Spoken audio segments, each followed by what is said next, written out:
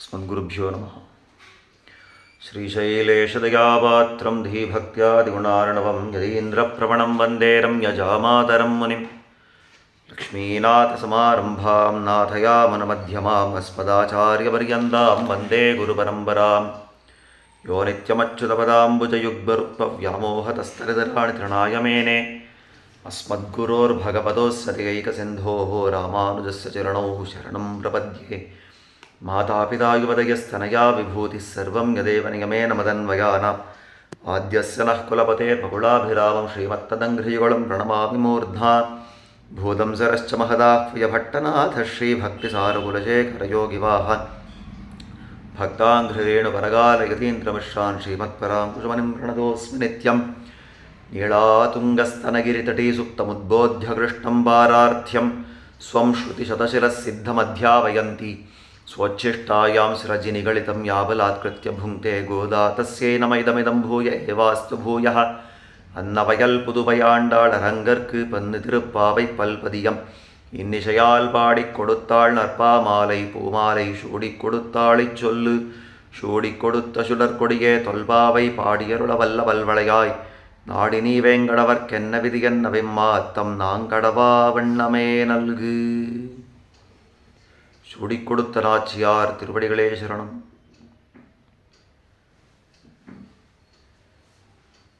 ஒரு ஜீவாத்மாவுக்கு சகஜமாகவே இருக்கக்கூடிய ஒரு நிலை, அது ஸ்வரூபம் அப்படின்னு சொல்லப்படுறது. இந்த ஸ்வரூபமானது எம்பெருமானுக்கு நித்தியமே கைங்கரியம் பண்ண வேண்டியது. சர்வதேச சர்வகால சர்வாவஸ்தோச்சிதமான சகலவித கைங்கரியங்களையும் அந்த சர்வசேஷியான பிராப்தசேஷியான எம்பெருமான் இடத்திலே பண்ணக்கூடியது தான் ஒரு ஜீவாத்மாவுக்கு ஸ்வரூபம், அந்தரங்க நிரூபகம் அப்படின்னு காட்டுறார். ஞானானந்தங்கள் தடஸ்தம் என்னும்படி சேஷத்வமிரே ஆத்மாவுக்கு அந்தரங்க நிரூபகம் அப்படின்னு ரொம்ப ஆச்சரியமாக காட்டுறார் நம்முடைய ஆச்சாரியர்கள். அப்பேற்பட்ட அந்த சேஷத்துவம் கைங்கரியம் அப்படின்றது நம்முடைய ஸ்வரூபமாக இருக்க நம் இஷ்டத்துக்கு அதை பண்ணலாமா அப்படின்னா அதை சொல்கிற நம்ம ஆச்சாரியர்கள் அப்படி கிடையாது. நம் இஷ்டத்துக்கு அதை பண்ண முடியாது. அந்த நித்தியமான கைங்கரியத்தையும் பிரார்த்தித்தே பெற வேணும். உடனே கேட்டா, ஏன் சுவாமி அந்த நித்தியம் கைங்கரியம், நாம் ஜீவாத்மாக்கள் நித்தியமாக இருக்கிறோம், நம்ம பண்ணக்கூடிய கைங்கரியம் அப்படின்ற ஸ்வரூபம் நித்தியமாகவே இருக்கிறது. அந்த எம்பெருமானும் சர்வஜனாக இருக்கிறான். அப்போது நமக்கு வேண்டியது கைங்கரியம்னு தெரிஞ்சு அவனே கொடுத்துட மாட்டானா அப்படின்னா இல்லை, அவ்வளோ சுலபமாக அதை பண்ண முடியாது. என்னதான் ஜீவாத்மா நித்தியமாக இருந்தாலும் ஸ்வரூபம் நித்தியமாக இருந்தாலும் எம்பெருமான் சர்வஜனாக இருந்தாலும் கைங்கரியத்தை பிரார்த்தித்தே பெற வேணும். ஏன் அப்படின்னா அதுதான் நம்முடைய ஸ்வரூபம். கைங்கரியம் பிரார்த்தித்தலும் நம்முடைய ஸ்வரூபம். வெறும் கைங்கரியம் பண்ணுறது மட்டும் இல்லை, கைங்கரியத்தை பிரார்த்திக்கிறதே நம்முடைய ஸ்வரூபமாக போகிறது. ரெண்டாவது, பாசுரம் கேட்டவாளே அவன் திருவுள்ள முகக்கும் அப்படின்னு காட்டிருக்கிறான். கைங்கரியம் அப்படின்னா கிங்கரஸ்ய பாவகா, கிங்கரனுடைய பாவத்துக்கு தான் தன்மைக்குத்தான் கைங்கரியம் அப்படின்னு பேர். கிங்கரன் அப்படின்னு யாரை சொல்கிறது? கிம் கரவாணி, கிம் கரவாணி அப்படின்னு அடியன் என்ன பண்ண வேணும், அடியன் என்ன பண்ண வேணும்னு ஒருத்தன் கேட்கணும். கேட்டதோடு நிற்காம அந்த சேஷியானவன் எந்த கைங்கரியத்தை சொல்கிறானோ, எந்த காரியத்தை சொல்கிறானோ அதை பண்ணணும். அது பண்ணது மட்டும் இல்லாமல் ஏனோ தானும் பண்ணியிருக்காம அந்த சேஷியினுடைய முகமலர்த்திக்காக பண்ணியிருக்கணும். அப்போ 3 விஷயங்கள் இருக்கிறது. நான் என்ன பண்ணணும் கேட்கணும், சொன்னபடிக்க பண்ணணும், அதுவும் அவனுடைய திருவுள்ளம் உகக்கிறபடிக்கு நாம் பண்ணணும். இந்த 3 விஷயங்கள் கூடி இருந்தால் அதுக்கு தான் கிங்கரன் அப்படின்னு பேர். அப்படி அந்த 3 விஷயங்கள் கூடியிருக்கிறவனுக்கு கிங்கரன்னு பேர். அந்த கிங்கருடைய பாவத்துக்கு தான் கைங்கரியம்னு பேர். அப்போ நம்ம கைங்கரியம் நம்முடைய ஸ்வரூபம்னு சொல்லணும்னா முதல்ல என்ன பண்ணணும்னு கேட்கணும், கைங்கரியத்தை கூடும் பிரார்த்திக்கணும். அந்த பிரார்த்தனையே இல்லாத போது கிங்கரன்ற பேரே வராது. அப்போ அந்த பிரார்த்தனையே இல்லாத போது கிங்கரன் பேர் வராதுனால் கிங்கரனுடைய பாவம்ன்றது நிற்காது. அப்போ கைங்கரியமே ஆகாது. நம்ம பண்ணுற எந்த விஷயமும் கைங்கரியமே ஆகாது. பிரார்த்தித்து பண்ண ஒரு விஷயந்தான் கைங்கரியம்னு பேரே பெறும். ஆனபடியாலே நம்ம ஆச்சாரியர்கள் காட்டுறா இந்த கைங்கரியத்தை நித்தியமாகவே பிரார்த்தித்தே பெற வேணும். அந்த விஷயத்தை ரொம்ப ஆச்சரியமாக காட்டி கொடுக்குறார் ஆண்டாள் இந்த கடைசி சாற்று பாசுரத்திலே. 28 பாசுரங்கள் நேற்றைய பரியந்தமாக பல அர்த்த விசேஷங்கள் எல்லாம் அனுபவித்தோம். அதாவது பாகவதர்களை முன்னிட்டு கொண்டே எம்பெருமானை அடைய வேணும். வேதம் வல்லார்களை கொண்டு விண்ணோர் பெருமான் திருப்பாதம் பணிந்து ஆழ்வார் சொல்கிறபடிக்கு அந்த பாகவதர்களுடைய முன்னிலையிலேயே அந்த எம்பெருமானுடைய திருவடியை பத்துறது அப்படின்னு சொல்லி 10 கோபிகைகளை எழுப்பி அந்த 10 பாசுரங்களால் கோபிகைகளை எழுப்பி அது மேலே நந்தகோப பவனத்தை அடைஞ்சு அங்கே திருக்கோவில் காப்பான் வாசல் காப்பான் இருக்கிற அந்த துவாரசேஷிகள் எல்லாம் வணங்கி அது மேலே நந்தகோபாலன் என்ன, யசோதை என்ன, நம்பிமூத்த பிரான் என்ன, கண்ணன் நப்பின்னையாக இந்த சேர்த்தி என்ன, இந்த மாதிரியாக அவள் எல்லாரையும் எழுப்பி கடைசியில் அந்த கண்ணனை பிரார்த்திக்கிறார். அந்த கண்ணன் என்னன்னு கேட்குறச்சே, இந்த மாதிரி படுக்கை தலையில் இருக்கிறச்சே இந்த மாதிரி நான் கேட்குறதெல்லாம் நீ கொடுக்க முடியாது, நீ திருவோலக்கத்தில் வந்து அமர்ந்திருக்க வேணும், சீரிய சிங்காசனம் இருந்து யாம் வந்த காரியம் ஆராய்ந்தருள வேணும் அப்படின்னு சொல்லவே அந்த கண்ணனும் தான் 4 அடி நடந்து இந்த சீரிய சிங்காசனத்தில் அமர்ந்திருந்த காலத்தில் அவனுடைய திருவடிக்கு என்ன வந்துடுறதோ அப்படின்ற ஒரு பயத்தினாலே அவனுடைய சௌகுமாரியத்தை பார்த்து மங்களாசாசனம் பண்ணா ஆண்டாள். அன்னி புலகம் அழுந்தாய் அடிப்போத்தின்னு மங்களாசாசனங்களை பண்ணி இந்த எம்பெருமான் மிகவும் உகந்து உனக்கு என்ன வேணும் அப்படின்றச்சே, நீ எதை அர்த்தித்து பண்ணீங்கோ அப்படின்றச்சே, உன்னை அர்த்தித்து வந்தோம் அப்படின்னு கேட்டா. அதுக்கு மேலே எம்பெருமான் இல்லையே நேற்று இதுனா ஏதோ பறை கேட்டு தானே வரே அப்படின்னு சொன்னீங்கோ அப்படின்னாக்கா, அந்த பறை முதலான அந்த வஸ்துக்கள் எல்லாம் வியாஜமாக பிரார்த்தித்து வந்தோம்.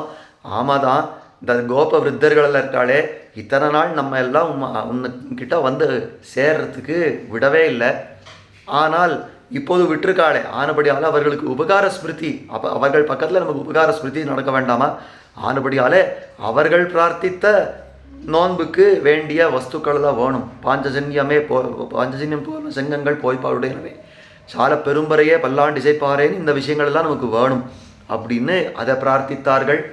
மாலே மணிவண்ணான்ற பாசுரத்தில் கடைசியில் இந்த எம்பெருமான் அந்த விஷயங்களை தான் கொடுத்ததாகவும் கொடுக்க வேணும் அப்படின்னும் பாடினா. அதாவது கண்ணனும் நப்பெண்ணையும் சேர்ந்திருந்து நாடு புகழும் பரிசு யாம் பெரு சம்மானம் அப்படின்னு இந்த சன்மானம் பண்ணணும், நாம் எல்லாம் நோன்பு நோத்தால் நீங்கள் 2 பேரும் சேர்ந்து நமக்கு இந்த சன்மானம் பண்ண வேணும் அப்படின்னு பிரார்த்திச்சு கடைசியில் கறவைகள் பிஞ்சன்னு சீத்தும் சிறுகால் அப்படின்றது இந்த 2 பாசுரங்களாலே ரொம்ப ஆச்சரியமான ஒரு விஷயத்தை காட்டுறா. அதாவது எம்பெருமானை அடையிறதுக்கு எது உபாயம் அப்படின்னா எம்பெருமானே உபாயம் அப்படின்னு காட்டக்கூடியது. அதாவது கறவைகள் பிஞ்சன்னு அப்படின்ற பாசுரத்தில் முந்தன்னை பிறவை விருந்தனை புண்ணியம் யாம் உடையோம் குறைவொன்னும் இல்லாத கோவிந்தா அப்படின்னு அங்கே பிரார்த்திக்கிறார்.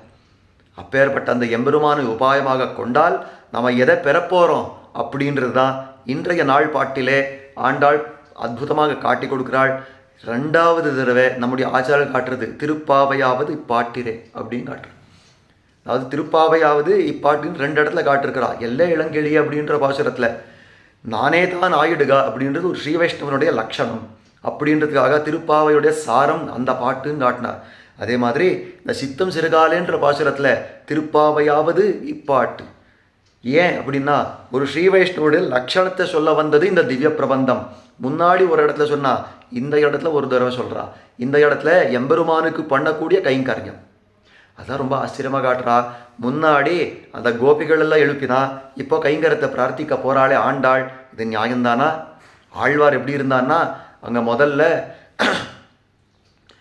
அதாவது எம்பெருமானுக்கு தொண்டு பண்ணி கடைசியில் நெடுமார்க்கடிமை பாடினார். அதாவது எம்பெருமானுடைய அந்த அனுபவங்கள் எல்லாம் பெற்ற ஆழ்வார் நெடுமார்க்கடிமைன்னு எம்பெருமானு பண்ணக்கூடிய கைங்கரியத்தினுடைய ஒரு எல்லையாக பாகவத சேஷத்துவத்தில் நின்னார், நெடுமார்க்கடிமை செய்வேன் போல் அப்படின்னு. அந்த மாதிரி ஆண்டாள் பாண்டிருக்க வேண்டாமோ? ஆனால் காட்டுறா ஆண்டாள் நேர் எதிர்மறையாக பாடுட்டா. முதல்ல நெடுமார்க்கடிமை செய்வேன் போல் படிக்கு, அதாவது முதல் பாசுரத்திலேயே ஆரம்பிச்சுட்டா. மார்கழி திங்கள் மதி நிறைந்த நன்னாளால் நீராட போதுவீர் போதுமினோ நேரிழையே சீர்மல்கும் ஆய்ப்பாடி செல்வச் சிறுமீர்கள். இதுக்கு அப்புறம்தான் நாராயணனே நமக்கே அப்படின்னு சொன்னான். அப்போ எம்பெருமானை நாராயணன் சொல்கிறதுக்கு முன்னாடி அந்த செல்வச் சிறுமீர்கள் ஆயர்பாடியில் இருக்கிற செல்வச் சிறுமீர்கள் நேரிழையீர் நீராட போதுவீர் அப்படின்னு இந்த பெண் பிள்ளைகள் எல்லாம் எழுப்புறாளே. அப்போ இந்த பெண் பிள்ளைகளை சொல்கிறாளே, இங்கே ஆரம்பித்து 10 பாசுரங்கள் முதல்ல கோபிகள் எழுப்பி அதுக்கப்புறம் இப்போ கண்ணனை தான் எழுப்பி கண்ணன் முன்னாடி நிற்கிறாளே.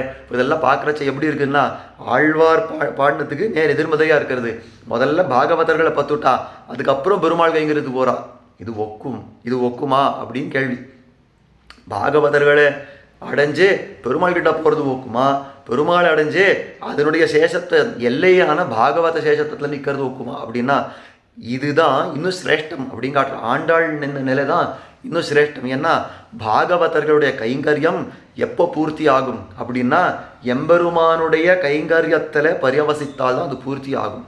அவன் இந்த பாகவத சேஷத்துவம் அப்படின்னு இருக்கிறதே இந்த சேஷத்துடைய எல்லை நிலம். அதுதான் பிள்ளலோகாச்சாரியர் ரொம்ப அழகா ஸ்ரீவச்சன பூஷணம்ன்ற ஒரு சாஸ்திரத்தை காட்டுறார்.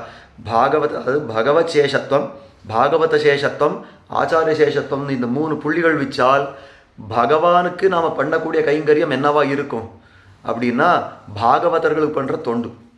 பாகவதர்களுக்கு நாம் பண்ணக்கூடிய கைங்கரியம் என்னவா இருக்கும்னா ஆச்சாரியனுக்கு பண்ணுற தொண்டு. ஆச்சாரியனுக்கு நம்ம பண்ணக்கூடிய கைங்கரியம் எதுவாக இருக்கும்னா திரும்பி பகவான் இடத்துல நம்ம பண்ணுற தொண்டு. அப்போ பகவான் இடத்துல நம்ம போகவே மாட்டோம். பாகவதர்கள் இடத்துல போய் நின்றுடுவோம் சொல்ல முடியாது. பாகவதர்கள் இடத்துல போனால் பகவானிடத்துல போய் கைங்கரியம் பண்ணுறது நமக்கு பரம புருஷார்த்தமாக போயிடும். அந்த பரம புருஷார்த்தத்தை இப்போ பிரார்த்திக்கிறா. அதுதான் இப்போ நாம் அனுபவிக்கக்கூடிய நாள்பாட்டு. சித்தம் சிறுகாலே வந்துன்னை சேவித்து உன் புத்தாமரையடியே போத்தும் பொருள்கேளாய் பெத்தம் மேய்த்துண்ணும் குலத்தில் பிறந்து நீ குத்தேவலங்களை கொள்ளாமல் போகாது இத்தை பறைகொள்வா நன்னுகான் கோவிந்தா எத்தைக்கும் ஏழேழ் பிறவிக்கும் உந்தன்னோடு தோமையாவோம் உனக்கே நாம் ஆட்செய்வோம் மத்தேனங்காமங்கள் மாத்து ஏலோ ரெம்பாவாய் அப்படின்ற அற்புதமான பாசுரம். இந்த பாசுரத்தில் ஆண்டாளை பார்த்து கண்ணன் கேட்குறானா, ஆண்டாள் அதாவது கோபிமார்களே எதனால வந்திருக்கீங்கோ? ஏதோ ஆராய்ந்தருள், யாம் வந்த காரியம் ஆராய்ந்தருள் அப்படின்னு சொன்னேன். இந்த மாதிரியெல்லாம் சொல்கிறச்சே எனக்கு எதுக்காக வந்தோன்னு தெரியலையே. உன்னை எருத்தித்து வந்தோன்னு சொன்னீங்கோ, பறை தருதி ஆகில் அப்படின்னு கேட்டீங்கோ. இந்த மாதிரியெல்லாம் ஏதோ கேட்டிங்களே என்னான்னு தெரியலையே, கொஞ்சம் சொல்லு என்ன வேணும் அப்படின்னு எம்பெருமான் கேட்கவே இப்போ பிரார்த்திக்கிறா, வெளிப்படையாக பிரார்த்திக்கிறா. உந்தன்னோடுறவேல் நமக்கு இங்கே ஒழிக்க ஒழியாது, அதாவது உந்தன்னோடு தோமையாவோம் உனக்கே நாம் ஆட்செய்வோம்னு பிரார்த்திக்க போகிறார். அதுதான் இந்த பாசுரமாக அமைந்திருக்கிறது. அதில் சொல்கிறார், சித்தம் சிறுகாலே வந்து உன்னை சேவித்து உன் பொத்தா மரையடியே போத்தும் பொருள். சித்தம் சிறுகாலே, சிறுகாலேன்றது ஜாதி பேச்சுன்னு காட்டுறார். நியாயமாக கார்த்தால வேளையில் நல்ல விடிய கார்த்தால போதில் அந்த போது விடிந்த நேரத்தில் இந்த மாதிரி சொல்ல வேண்டியிருக்க. சித்தம் சிறு காலே அப்படின்றாலே என்ன, அது ஜாதி பேச்சு, ஆயர்களுடைய பேச்சில் அந்த மெய்ப்பாடு ஆண்டாளுக்கு ஆனபடியாலே சித்தம் சிறுகாலே வந்துன்னை சேவித்து. கார்த்தால வந்துன்னை சேவிக்கிறோமே எப்பேற்பட்டவர்கள்னா அந்த இப்போ தான் சொன்னேனே இந்த ஆயர் பாடியில் இருக்கிற செல்வ சிறுமியர்கள், சின்ன சின்ன குழந்தைகள். இந்த குழந்தைகள் எல்லாம் நாம் எல்லாம் வந்திருக்கிறோமே கண்ணா, நீ கொஞ்சம் ஆராய வேண்டாமா? நாம் எதனால் வந்திருக்கோம்னு யோசனை பண்ண வேண்டாமா? சித்தம் சிறுகாலே வந்திருக்கோம், அதாவது பிரம்ம முகூர்த்தத்தில் வந்திருக்கிறோம். இன்னும் சூரியோதயம் கூட ஆகவே இல்லை, அதுக்குள்ளே வந்திருக்கோம். இந்த மார்கழி மாதம் கார்த்தால வேளை சூரியோதயத்துக்கு முன்னாடி தீர்த்தமாடி கோவிலுக்கு போகணுன்னா நம்ம எத்தனை கஷ்டப்படுறோம்னு போடுற வாழ்க்கைன்னா தெரியும். அந்த குளிரில் தீர்த்தமாடுறது என்ன, அந்த குளிரில் வெளியில் போகிறது என்ன, இதெல்லாம் பண்ணி பெருமாள் முன்னாடி நிற்கிறோமே. இதெல்லாம் எதனால் என்ன அதை காட்டுற ஆண்டாள். சித்தம் சிறுகாலே வந்துன்னை சேவித்து, வந்து உன்னை சேவித்து. நீ வந்து நம்ம அடைய வேண்டியிருக்க, நாம் வந்து உன்னை சேவிக்கிறோமேப்பா. இது ஏதோ கிரமம் மாறி இருக்கிறது.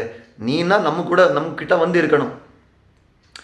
உபஸ்தே அதாவது எம்பெருமான் சொல்கிற முன்னாடியும் நம்ம அனுபவித்திருக்கிறோம், பல தடவை அனுபவித்திருக்கிறோம். எம்பெருமான் சொல்கிற வார்த்தை எனக்கு இது பெரிய வெக்கமாக இருக்கிறது. ரிஷிகளே, நான் வந்து உங்களை வந்து ரட்சிக்க வேண்டியிருக்க, நீங்கள் என்கிட்ட வந்து பிரார்த்திக்க வச்சுட்டேனே அப்படின்னு பெருமாள் பெருசாக லஜ்ஜப்படுறார் அப்படின்னு காட்டுறாரே. அப்பேற்பட்ட இந்த விஷயத்தை இங்கே காட்டுறார்.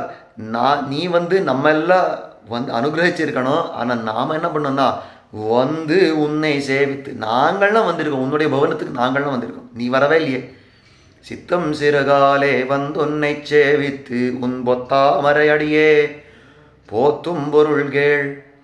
உன் பொத்தாமரை அடி, உன்னோட திருவடி எப்படி இருக்கிறது தெரியுமா? பொன்னா இருக்கிறது, தாமரையாக இருக்கிறது. பொன்னை போல ஸ்பிருகணியமாக இருக்கிறது, தாமரை போல ஸ்பிருகணியமாக இருக்கிறது. ஸ்பிருகணியம்னா ஆசைப்படக்கூடியதாக இருக்கிறது. பொன்னை போல ரொம்ப அழகாக இருக்கிறது, தாமரையை போல பாவனமாக இருக்கிறது. அப்பேற்பட்ட பொத்தாமரை அடியே போத்தும் அப்பேற்பட்ட அந்த திருவடி தாமரைகளையே போற்றும், அதையே ஸ்துதிக்கும், அதையே அதையே ஸ்தோத்திரம் பண்ணக்கூடிய பொருள், அதனுடைய ஒரு பொருள் என்ன, அதனுடைய அர்த்தம் என்ன அப்படின்றத கேள் அப்படின்றான். இந்த இடத்துல பொத்தாமரை அடி போத்தும் பொருள் கேளான்னு சொல்லலை, பொத்தாமரை அடியே போத்தும் அப்படின்னு ஒரு அவதாரணத்தை வச்சிருக்கா.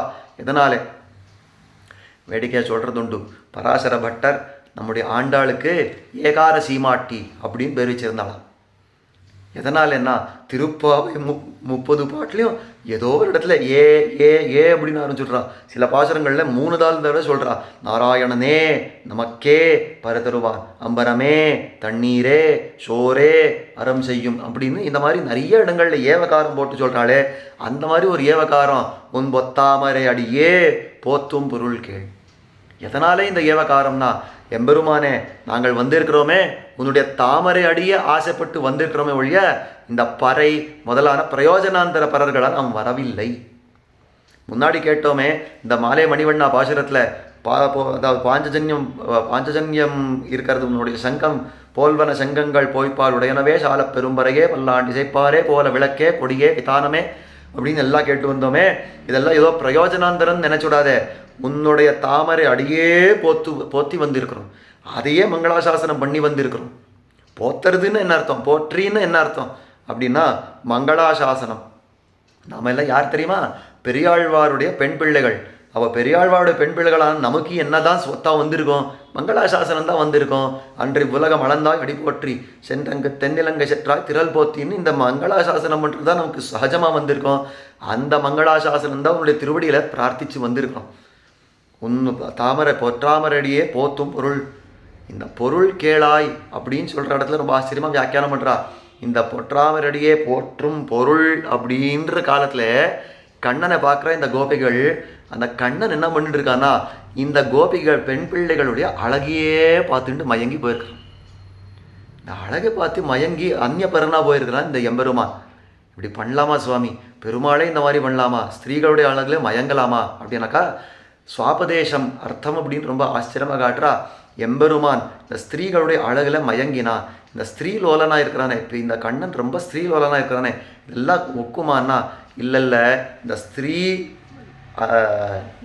சாப்பல்யம் அப்படின்னு இந்த மாதிரி கெட்டதாக இதை பாவிக்கக்கூடாது. இந்த பெண்களுடைய அழகை பார்க்குறானே, அது என்னவா பார்க்குறான்னா இந்த கண்ணை பார்க்குறச்சே ஞானத்துக்கு சூச்சகமாக இருக்கிறது, உடம்பை பார்க்குறச்சே பக்திக்கு சூச்சகமாக இருக்கிறது, இடையழுகை பார்க்குறச்சே அது வைராக்கியத்துக்கு சூச்சகமாக இருக்கிறது. அப்போ இந்த ஞான பக்தி வைராக்கியங்களை அவன் அனுபவிக்கிறான வழிய என்னையும் பார்த்து என் அல்குலும் பார்த்து, அதாவது என்னையும் பார்த்து என் கொங்கையும் பார்த்து அல்குலும் பார்த்து அவன் எம்பெருமான் இருக்கிறான் அப்படின்னு காட்டுறாரு அந்த பாசுரத்தில். அந்த மாதிரி இந்த ஏந்திளம் கொங்கையும் நோக்குகின்றார் அப்படின்னு இந்த பாசுரத்தில் காட்டுறச்சே எம்பெருமான் இந்த ஞான பக்தி வைராக்கியங்கள் தான் இந்த அவயவத்தில் பார்க்குறானே ஒழிய ஸ்திரீ சாப்பல்யம் அவனுக்கு கிடையாது. எப்பேற்பட்ட எம்பெருமானுக்கு இதெல்லாம் உண்டா, அது ஆத்மா பரமாத்மா விஷயமான சம்பந்தம் ஆனபடியால் அதை அப்படி கொள்ள வேணும் அப்படின்னு காட்டுறா. அந்த மாதிரி இந்த எம்பெருமான் இந்த ஆண்டாள் முதலான கோபிகள் இருக்காளே, இவர்களுடைய அழகை பார்த்து அந்நியபரனாக இருந்தானா அந்த காலத்தில் தொடையை தட்டி கேளாய் பராக்கு பார்க்காத நான் சொல்கிறத கேள் அப்படின்றா இந்த கோபிக்கை ஆண்டாள். உன் பொத்தாமரை அடியே போத்தும் பொருள் கேளாய். கண்ணன் உடனே கேட்டானா, என்ன வேணும் ஆண்டாள், என்ன வேணும் உங்களுக்கு அப்படின்னா, பெத்தம்மே துண்ணும் குலத்தில் பிறந்து நீ குற்றேவலங்களை கொள்ளாமல் போகாது. நீ எப்பேற்பட்டவன் தெரியுமா, பெத்தம்மே துண்ணும் குலம். பெற்றம் அப்படின்னா இந்த பசுமாடுகளெல்லாம் இருக்கிறதே, அந்த பசுமாடுகளெல்லாம் மேய்ச்சுட்டு அதனுடைய வயிறு நிரம்பினதுக்கு அப்புறம்தான் நீ சாப்பிடுவேன். ஆயர்கள் எல்லாம் அப்படிதான் பண்ணுவாளாம்.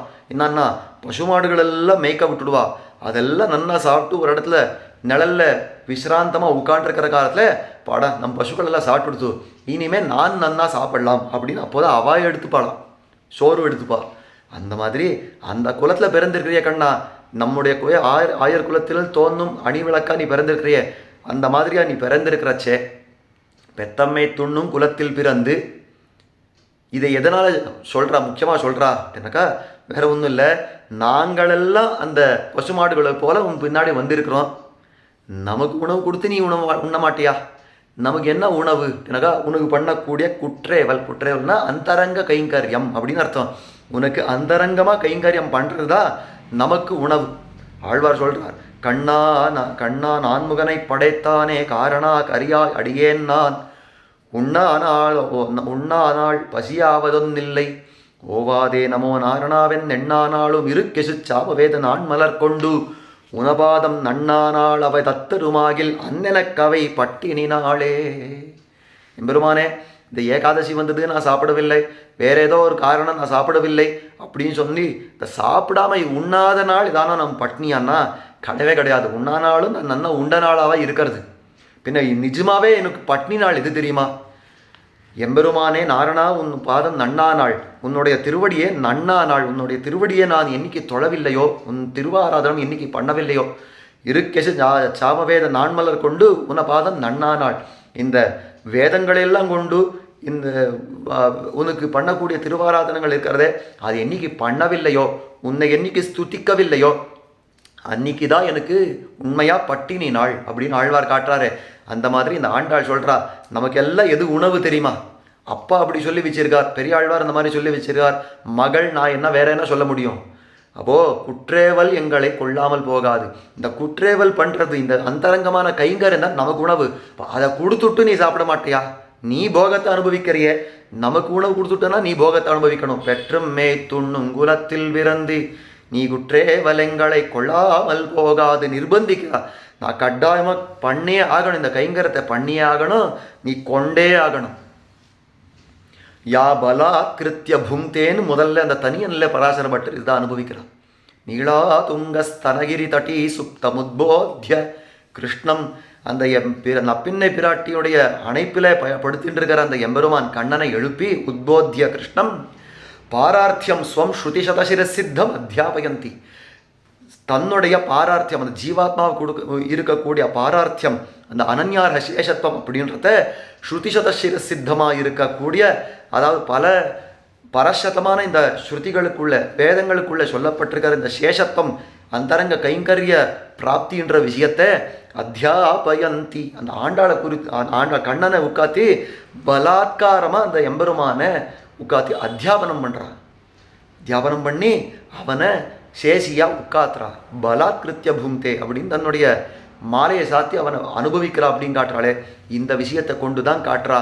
அப்போது குற்றேவலங்களை கொள்ளாமல் போகாது, நிர்பந்திக்கிறாப்பா. நான் பண்ணியே தீருவேன், கைங்கரத்தை பண்ணியே தீருவேன், நீ கொண்டே ஆகணும் அப்படின்றா.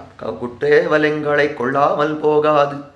இதே மாதிரி ஆண்டாள் இன்னொரு இடத்துலையும் சொல்கிறா, நாறு நெரும்பொழில் மாலிருஞ்சோலை நம்பிக்கு நான் 100 தடாவினில் வெண்ணெய் வாய் நேர்ந்து வராவி வைத்தேன், 100 தடா நிறைந்த அக்கார வடிசில் சொன்னேன், ஏறு திருவுடையான் இன்னு வந்து வை கொள்ளுங்கொலோ. ஏறு திருவுடையான், இந்த சுந்தர தோளுடையான் திருமாலிருஞ்சோலை அழகனை கூப்பிடுறா, ஏறு திருவுடையான் எம்பெருமானே, நான் 100 தடாவில் அந்த அக்கார வடிசில் சொன்னேன், 100 தடா வாய் நேர்ந்து வைத்தேன், வெண்ணெயெல்லாம் சொல்லிட்டேன், அதை வந்து கொள்.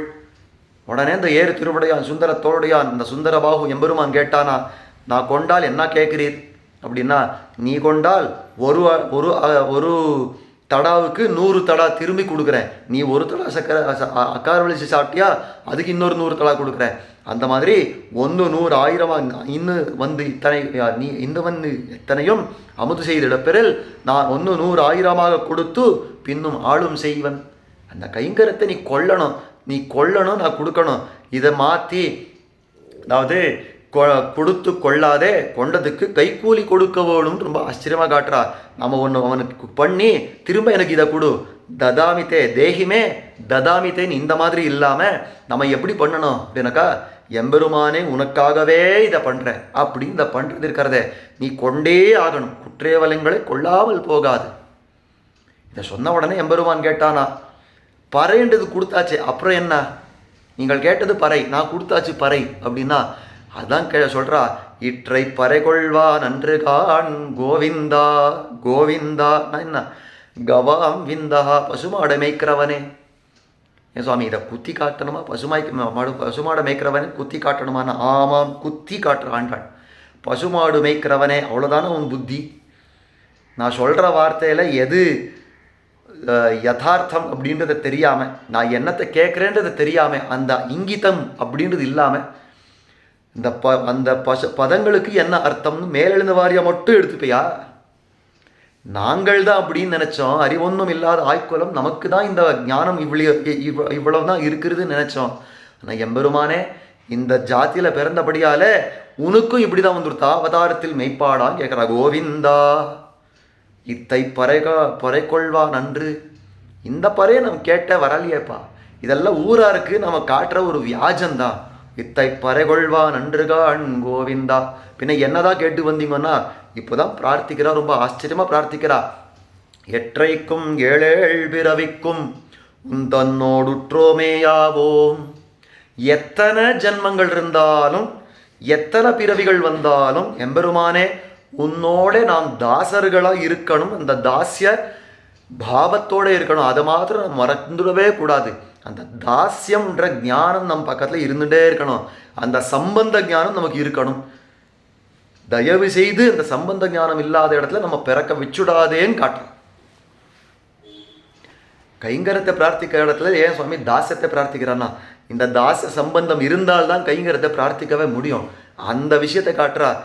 ஆளவந்தார் ஒரு இடத்துல, ஆளவந்தார்ன்ற ஒரு மகாச்சாரியார் அவர் ஒரு இடத்துல ரொம்ப ஆச்சரியமாக காட்டுறார். தவதாஸ்ய சுகைக சங்கினாம் பவனேஸ்வஸ்த்வபி கீட்ட ஜன்மமே இதராவசதேஷு மாஸ்மபூத் அபிமே ஜன்ம சதுர்முகாத்மனா. எம்பெருமானே, உன்னுடைய தாஸ்ய ரசம் நன்ன தெரிஞ்ச அந்த அந்தரங்க கைங்கரிய பரர்கள் இருக்கிறாளே, அப்பேற்பட்டவர்களுடைய திருமாளிகைகளில் எனக்கு ஒரு பூச்சியை கூட, ஒரு புழு பூச்சியை கூட ஒரு ஜென்மத்தை கொடு. அப்போ பிறந்து அப்போவே போயிடக்கூடிய ஒரு புழுவாக கூட பிறந்துடுறேன்.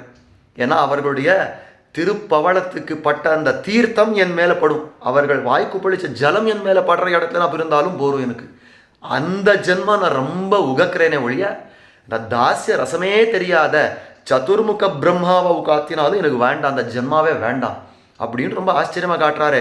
அந்த தாசிய ரசம் நன்ன அறிந்தவனா நான் இருக்கணும்.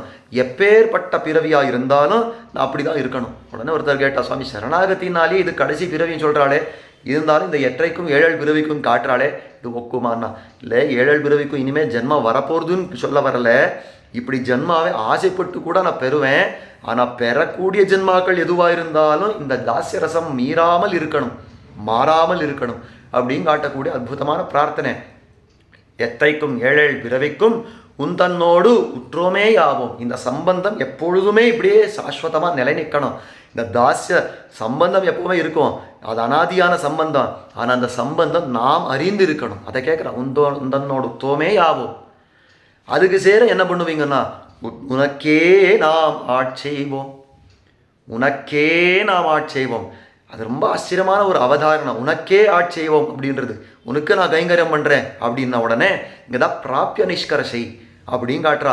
பிராப்பியம் எதுவாக இருக்கணும்? ஒரு பக்தனுக்கு, எம்பெருமானுக்கு நாம் பக்தர்களாக இருக்கிறோன்னா நம்முடைய பிராப்பியம் எதுவாக இருக்கணும்? நாம் அடையத்தக்க விஷயம் என்னவா இருக்கணும்னா, எம்பெருமானுடைய முகமலர்த்திக்காக பண்ணக்கூடிய கைங்கரியம். இதுக்கு மேற்பட்ட ஒரு புருஷார்த்தம்ன்றது கிடையவே கிடையாது. ஐஸ்வர்யமா, அக்ஷரகத்தியா, பரமபதமா, இது எல்லாவற்றிலையும் எது மிக உயர்ந்த புருஷார்த்தம் அப்படின்னா அதான் காட்டுறார். எம்பெருமானுடைய ஆனந்தத்துக்காக அந்த பரார்த்தமாக பண்ணக்கூடிய கைங்கரியமே புருஷார்த்தம். அதை காட்டுற. உனக்கே நாம் ஆட்செய்வோம். ஆழ்வார் 1000 பாசுரம் திருவாய்மொழி பாடினார். எம்பார் எம்பார் அப்படின்னு கூடிய கோவிந்த பெருமாள்ன்ற ஒரு பெரிய மகாச்சாரியர் நம் ஸ்ரீ சம்பிரதாயத்தில் எம்பெருமானருடைய சிஷ்யராகவே திகழ்ந்தவர். எம்பார்னு பேரோட இருந்தவர். அந்த எம்பார் அப்படின்ற அந்த மகாச்சாரியர் சொல்லுவாரா, இந்த 1000 பாசுரம் எல்லாம் சேர பிடிச்சு அதை சாரமாக பிழிஞ்சுட்டா. அந்த சாரம் எதுவாக இருக்கும்? அந்த 1000 பாசுரத்துடைய சாரம் எதுவாக இருக்கும் அப்படின்னா, 2ஆம் 10 8ஆம் திருவாய்மொழி சொல்லக்கூடிய ஒரு அற்புதமான 9ஆம் திருவாய்மொழி சொல்கிறது, இது எம்மா வீட்டு திறமும் செப்பம் உன் செம்மா பாதபற்பு தலைசேர் தொல்லை கைமா துன்பம் கடிந்த பிரானே அம்மாடியே வேண்டுவது இதே சொல்லக்கூடிய பாசுரத்தில் ஆரம்பிக்கிறது இந்த பதிகம். எம்மா வீடு பதிகம் 2:9. அந்த பதிகம் தான் சாரமான பதிகம் அப்படின்னு வரான். எதனாலேனா பிராப்பிய நிஷ்கர்ஷை பண்ணக்கூடியது நம்முடைய அந்த ஜீவாத்மா, நம்முடைய ஜீவாத்மாக்களுடைய ஸ்வரூபம் எப்பேற்பட்டது, என்ன போய் அடையணும், எதை போய் அடையணும் காட்டக்கூடியது. ரொம்ப ஆச்சரியமாக நிஷ்கர்ஷை பண்ணி சொல்லியிருக்கார் ஆழ்வார். அந்த எம்மா வீடுன்ற பாசுரத்தை அடுத்து கேட்டாராம். இந்த எம்மா வீடு பதிகம் இருக்கிறதே அதே சாரம் ரசமாக புழிஞ்சுட்டா அந்த சாரம் என்னவா இருக்கும் அப்படின்னா ஒரு பாசுரம் ஓம் இனிக்கும். அது எதுன்னா ரொம்ப ஆச்சரியமான பாசுரம். எனக்கே ஆட்செய்ய காலத்தும் என்ன என் மனக்கே வந்து இடை வீடின் நிமன்னி தனக்கேயாக எனை கொள்ளுமீதே எனக்கே கண்ணனை யான்கொள் சிறப்பே என்ற அற்புதமான பாசுரம். எம்பெருமா சொல்கிறான் எனக்கே ஆட்சி. ஆழ்வார் ரொம்ப ஆனந்தமாக பாடுற இந்த பாசுரத்தை. எனக்கே ஆட்சி. எம்பெருமா சொல்கிறா ஆட்சி நீ ஏதோ சுதந்திரன்னு நினச்சிக்காதே, ஜீவாத்மாவே எனக்கு வந்து கைங்கரியம் பண்ணு, கைங்கரியம் பண்ணுன்ற முதல்ல ஆட்சி. உடனே நாம் எல்லாம் என்ன சொன்னோம், ஆட்சின்னு தானே சரி உனக்கும் நான் யார் யாருக்கும் நான் காரியம் பண்ணிருக்கேன். நானும் இப்போ எல்லாம் அப்பிராப்த சேஷிகள்னு சொல்கிறோமே, இந்த இடத்துல நிறையா போய் ஒருத்தங்க நான் கையேந்தியெல்லாம் நிற்கிறேனே, நான் ஆட்சி தான் இருக்கேன் அப்படின்னு. உடனே இல்லை எனக்கு ஆட்சின்ற நம்பெருமான், எனக்கு வந்து கைங்கரியம் பண்ணு. உடனே நாம் என்ன சொன்னோம், ஆமாம்மா உனக்கு கார்த்தால 8 மணிக்கான இந்த வந்து திருவாராதனம்னு பேரில் 2 உதிரணி தீர்த்தத்தை முன்னாடி கொட்டுட்டு நான் உன் கைங்கரியம் பண்ணிட்டே தானே இருக்கேன். ஆனால் வேறு கொஞ்சம் வேலையும் பார்க்க வேண்டி இருக்கிறதே, ஆனபடியாலே உனக்கும் பண்ணுறேன் மற்றவனுக்கும் பண்ணுறேன். இல்லை எனக்கே ஆட்சி. அந்த எனக்கே ஆட்சின்ற இடத்துல சொல்கிறான், இல்லை மற்றவனுக்காக பண்ணாதே, எனக்கே கைங்கரியம் பண்ணு. மற்றவனுக்கும் எனக்குமா இல்லை, எனக்கே கைங்கரியம் பண்ணு. உடனே ஒருத்தன் சொன்னா, சரி நான் மற்றவா யாரும் வச்சுக்கிறது இல்லை, எனக்கும் உனக்குமா நான் கைங்கரியம் பண்ணுறேன்.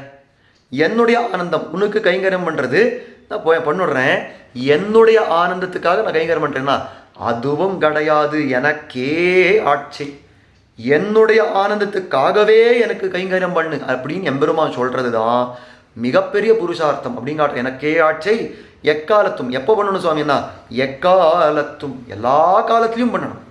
ஒழிவில் காலமெல்லாம் உடனாய் மன்னி அப்படின்னு காட்டுறாள். இந்த மாதிரி எல்லா காலத்துலையும் இந்த மாதிரி எம்பெருமான் கூடவே இருந்து அந்த காரியத்தை பண்ணணும். அதுக்காக இந்த சேத்தனம் கேட்ட ஆழ்வார் கேட்டாரா, நீ எங்கேயோ வைகுண்டத்தில் உட்காந்து எக்காலத்தும் ஆட்சி ஆட்சின்னு சொன்னால் நான் என்ன பண்ணுறதுன்னா, அதனால் பெருமாள் பார்த்தா அந்த ஆபத்து இருக்கக்கூடாதுன்னு இடைவீடி நீ மனக்கே வந்து இடைவீடி நீ மன்னினா. அந்த எம்பெருமான் ரொம்ப பொருத்தமாக என் மனசுக்குள்ளேயே வந்து பொருந்துட்டானே, வேற எங்கேயும் இல்லாமல் வெளியில் எங்கேயும் நான் தேடி போகவே அவசியம் இல்லாத படிக்கு என் மனசுக்குள்ளேயே வந்துட்டானே, ஆட்சி எப்படின்னு வந்துட்டானே. தனக்கே ஆக எனை கொள்ளும் மீதே, அந்த விஷயம்தான் ரொம்ப ஆச்சரியமான விஷயம். தனக்கே ஆக எனை கொள்ளும் அந்த எம்பெருமான் இருக்கிறானே, அவனுடைய ஆனந்தத்துக்காகவே என்னை விநியோகம் கொள்ளும்னு காட்டுறா. அதுதான் மிக உயர்ந்த புருஷார்த்தம். அதுதான் ஆண்டாள் இங்க பிரார்த்திக்கிறார், உனக்கே நாம் ஆட்செய்வோம். உனக்கும் பிறர்க்குமாக இல்லாம உனக்கே நாம் ஆட்செய்வோம். மத்தை நங்காமங்கள் மாத்து. எம்பெருமானே உன் இடத்துல என்ன பிரார்த்தனை தெரியுமா, மற்ற இனம் காமங்கள் மாற்று. வேற இதை தவிர என்ன ஆசைகள் இருக்கிறதோ, நமக்கு என்ன காமங்கள் இருக்கிறதோ அதெல்லாம் மாற்றி விடுன்னா. உடனே கேட்டா விசாரிச்சா, இந்த ஆண்டாளுக்கா வேற காமங்கள் இருக்க முடியும்? எம்பெருமானே எல்லாம்னு பாடி வந்திருக்கிறாளே, இப்போ இதை பாசுரத்தில் சொல்கிறச்சே உன் பொத்தாம் அடியே போத்தும் பொருள் அப்படின்னு இருக்காளே, இவளுக்கா வேற காமங்கள் இருக்கும்? லௌகிகமாக எந்த காமங்களும் இருக்காதே, பின்ன ஏன் இப்படி பாடினான்னா, இது லௌகிகமாக காமங்களை சொல்லலை, இந்த கைங்கரியத்தில் எனக்கு வரக்கூடிய போகத்தையும் நீ தான் தவிர்க்கணும் அப்படின்னு பிரார்த்திக்கிறா. ஒரு கைங்கரியத்தை பண்ணுறச்சே இது என்னுடைய பிரயோஜனத்துக்கு, இந்த கைங்கரியத்தை பண்ணால் எனக்கு ஆசையாக இருக்கிறது. புரியறதுக்காக சொல்கிறேன். கோவிலுக்கு போகிறோம், சக்கரை பொங்கல் தளிகை விடணும் அப்படின்றோம். ஏன் சுவாமின்னா, பெருமாளுக்கு இன்னைக்கு சக்கரை பொங்கல் போகம் அப்படின்னு இல்லாமல் எனக்கு சக்கரை பொங்கல் பிடிச்சிருக்கு, நான் சக்கரை பொங்கல் போகம் விடுறேன், தளிகை விடுறேன் அப்படின்னு சொன்னால் அதுதான் நம்முடைய பிரயோஜனத்துக்கு பண்ணக்கூடிய கைங்கரியம். இந்த காரியம் பண்ணால் ஒரு வித்வான் இருந்தாரா, அவர் ஒரு கோவிலுக்கு போனாரா, கோவில் போன உடனே அன்னிக்கா பார்த்து பரிச்சாரகர் பக்கத்தில் இல்லை, அந்த அர்ச்சகரை சொன்னாரா, ஒரு குடத்தை கையில் வச்சுட்டு, சுவாமி கொஞ்சம் தீர்த்தம் ஏழை பண்ணால் ஆகாதா, இந்த பெருமாளுக்கு ஒரு தீர்த்தம் ஏழை பண்ணணும், கொஞ்சம் தீர்த்தம் ஏழை பண்ணணும் அப்படின்னு பிரார்த்தித்த உடனே அவர் சொன்னாரா, இதுக்கு அடியேந்தா கிடைச்சேனா, தீர்த்தத்தை ஏழை பண்ணுறதுக்கு அடியேந்தா கிடைச்சேனான்னாராம். அவருக்கு என்ன மனசில் என்ன, தீர்த்தம் ஏழை பண்ணணும்னா ரொம்ப சாதாரணமான ஒரு கைங்கரியம், அது யாரும் ஒரு பிள்ளையை விட்டு பண்ணலாம். என்னுடைய சிஷ்ய பிள்ளைகளில் யாரும் ஒருத்தன் பண்ணிடுவான், பெரிய பெரிய கைங்கரியம் வேதம் ஓதுறது முதலான கைங்கரியங்களை சொல்கிறியா, எனக்கு சொல்லு அப்படின்னா, அப்போ அந்த அடியேன்ற வார்த்தைக்கு அர்த்தமே இல்லாமல் போடும். இப்போ எந்த கைங்கரியமாக இருந்தாலும் அவனுடைய ஆனந்தத்துக்காக அவனை நியமிச்சால் அந்த கைங்கரத்தை பண்ணுறது இருக்கிறத. இப்போ என்னுடைய ஆனந்தத்துக்கு நான் இந்த கைங்கரம் தான் பண்ணுறேன், அந்த கைங்கரம் தான் பண்ணுறேன்னு இல்லாமல் அவன் எந்த கைங்கரத்தை கொடுக்குறானோ அதை மேல் கொண்டு நான் அந்த சிரசாக வகித்து அதை நான் பண்ணுறேன் அப்படின்னு இருக்கிறதே, அதுதான் இங்கே காட்டுறா. அந்த விஷயத்தை நீ தான் ஆக்கி கொடுக்கணும். மற்றையினம் காமங்கள் மாற்று.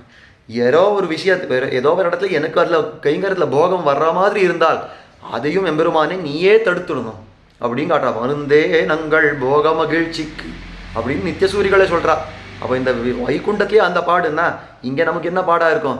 ஆனபடியால் எம்பெருமானே அந்த போகத்தை நீ தவிர்த்து அருள வேணும், இந்த கைங்கரத்தை நீ கொடுத்து அருள வேணும் அப்படின்னு பிரார்த்திக்கக்கூடிய கைங்கரிய பிரார்த்தனையை காட்டக்கூடிய அற்புதமான பாசுரம். சித்தம் சிறுகாலே வந்தொன்னை சேவித்து முன்பொத்தாமரை அடியே போத்தும் பொருள் கேளாய், பெத்தம்மே துண்ணும் குலத்தில் பிறந்து நீ குத்தேவலெங்களை கொள்ளாமல் போகாது, இத்தை பறைகொள்வான் அன்னுகான் கோவிந்தா எத்தைக்கும் ஏழேழ் பிறவிக்கும் உந்தன்னோடுத்தோமேயாவோம் உனக்கே நாம் ஆட்செய்வோம் மத்தேனங்காமங்கள் மாத்தேலோர் எம்பாவாய் அப்படின்ற பாசுரத்தில் இது மேலே இந்த கைங்கரியம் பிரார்த்தனை பர்யந்தமாக இந்த பலஸ்ருதிகளெல்லாம், அதாவது இந்த கைங்கரிய பிரார்த்தனை பர்யந்தமாக இந்த திருப்பாவையில் எல்லாத்தையும் பிரார்த்திக்க வேண்டியதெல்லாம் பிரார்த்திச்சுட்ட ஆண்டாள் எம்பெருமான் அதே மாதிரி கைங்கரியத்தையும் கொடுத்து அருளினான் அப்படின்னு சரித்திரம்.